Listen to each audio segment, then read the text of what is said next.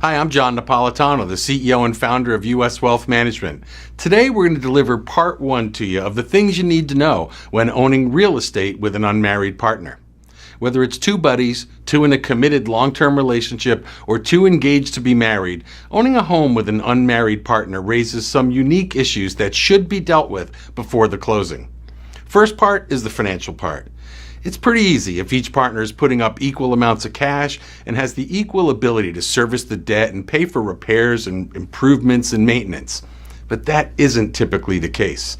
If the financial contributions are unequal up front and likely to remain that way, you should have a document in place that determines how the extra contributions of capital are treated. They can be treated as a loan to the partner with repayment expectations, or you can maybe own the property in such a way where your ownership percentage is actually based on the amount of capital that you've contributed. Having a general oral agreement is very dangerous and frequently leads to disappointment for at least one, if not both of the owners, if things don't work out for the long term. A written agreement is the best way to establish the business terms of the relationship.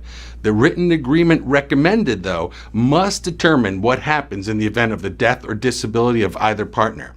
Make sure that your agreement is supported by your partner's will or trust documents. If you two agree on one thing, but your partner's will says something else, a conflict may ensue. If there's a bank or a mortgage involved, make sure that both partners are on the hook for the debt.